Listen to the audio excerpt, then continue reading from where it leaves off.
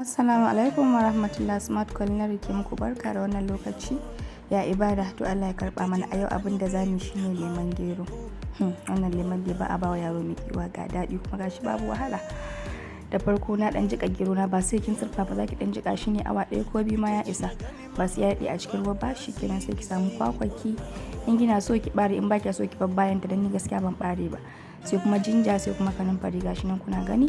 Sai ki kai a markaɗa miki, ko kuma ki markaɗa abinki a cikin blender kamar yanda ne.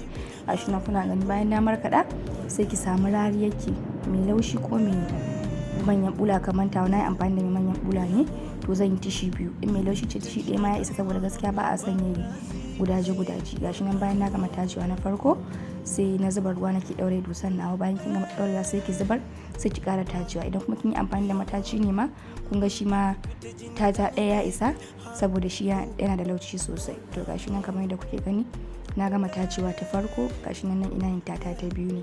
Sosai kin tabbatar da cewa dai ya tatu. Ni tata guda biyu ne, na ga cewa ya tatu, shi yasa na bar shi a haka. Sai ki ɗauko condensed milk ɗinki ki zuba, ko kuma ki zuba sugar, ko wani za ki yi amfani da shi. Kuma za ki iya haɗa gaba ɗaya biyun, dan ni na haɗa guda biyu ne saboda gaskiya ya fi daɗi. Sai kuma ki ɗauko vanilla flavor ɗinki, gashi nan kamar yadda kuke gani, ki zuba iya yadda zai ishe ki. Sai ki samu ruwa ki zuba, ki daidaita shi, kaurin yayi kai ya kauri sosai, kuma sannan sanyin ma ya miki yadda kike so. Ni na ban yi amfani da kankara ba sosai. Gashi nan kamar yadda kuke gani, shi kenan mun gama lemon geron mu.